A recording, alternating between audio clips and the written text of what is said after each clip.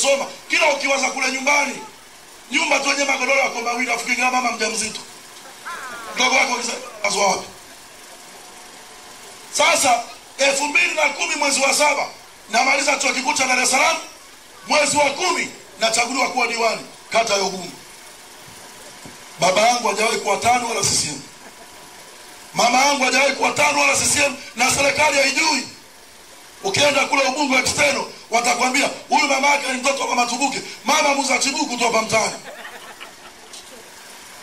Pakiwa na demokrasia na mifumo huru ya uchaguzi, hata wewe maskini bodaboda mtoto wako anaweza kuwa kiongozi.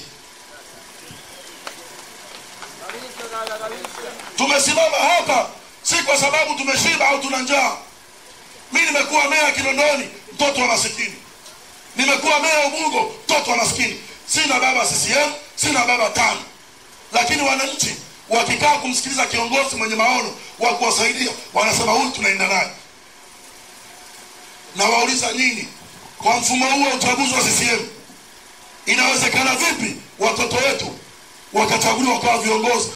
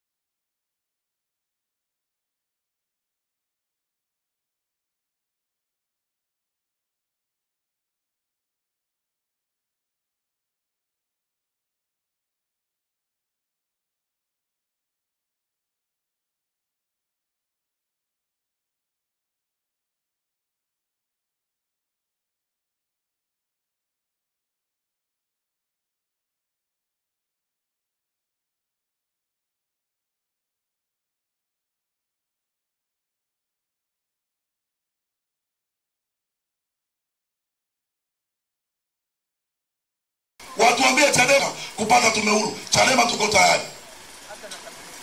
Wakae miaka 6 watuendelee tume huru. Hatuna haraka sasa. Kwa nini tukimbilie kwenye uchaguzi wa watu kufa? Na hii ikipatikana tume huru sio kwa ajili ya Boni, sio kwa ajili ya Lema. Ni ili kesho mtoto wako anayekuwa shule akiambiwa darasani kwamba ukisoma ukajua hiki unakuwa kiongozi, ajue hili jambo ni la kweli. Ndio maana mwanzo nikawauliza, nani hapa msikie mtoto wake kiume atakuwa mbunge asimcheke? Kwa sababu unajua ukaanza kutumia sigara bwege huyu, anaanza kuota waziri, anaota urais, Tandale inawezekana vipi? Tukiambiwa Tandale imetoa mtu wa Singali, hatuna shida. Si ndio?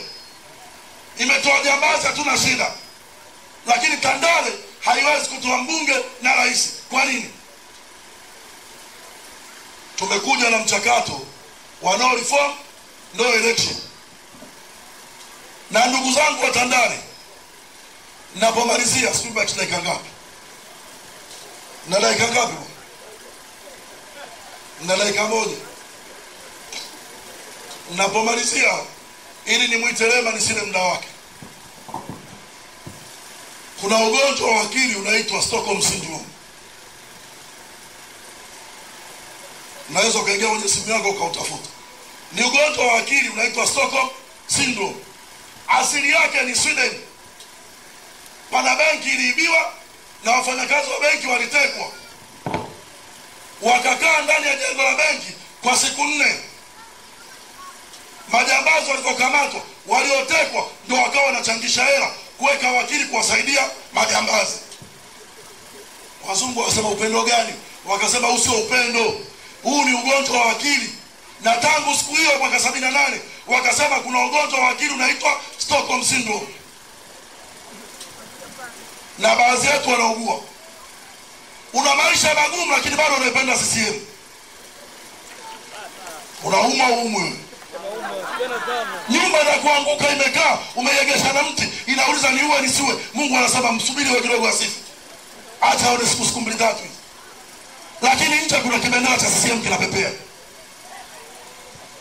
Kwa mujibu wa wazungu wewe unaumwa Stockholm syndrome.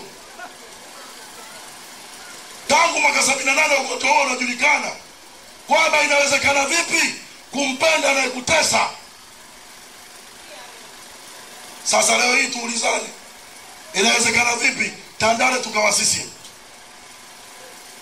na tukalala kwa amani, tukijua ugumu wa maisha, mifumo duni ya elimu, mifumo duni ya afya, miundombinu duni, lakini bado atoke mmoja aseme ni CCM damla peoples. Ndugu zangu, naomba kwa leo niishie hapa. Tuna mikutano hii mtaa kwa mtaa, kata kwa kata, kutoa elimu ya uraia kwa wananchi, kujua no reform no election sio ya Chadema, ni ya nchi nzima. Na ujue Chadema akijiondoa kwenye uchaguzi, anayepata hasara ni nani? Hasara itaenda kwa polisi, kwa walimu, wafanyabiashara, wa machinga, bodaboda. Na shikeni hili, 2020 wapinzani wako bungeni, diesel 1500. Tuna miaka 5 wapinzani wako nje, diesel shilingi 3000. Je, 2030 diesel shilingi ngapi? Kuna wakati utakuwa na pikipiki na haipandiki. Petrol shilingi 9000 lita moja. Peoples, kunja ngumi tuweze kuagana. Nimkaribishe kama ngoma nisimalizie muda, naye tupate elimu ya uraia kutoka Arusha. Peoples, tunaongea yale. Hebu kidogo bwana.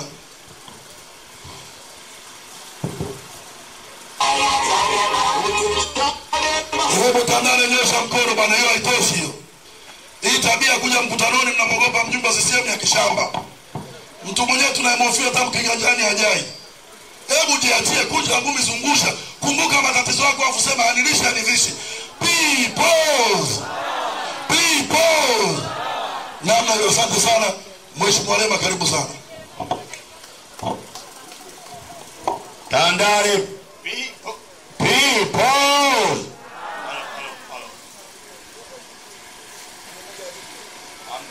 Media. Okay.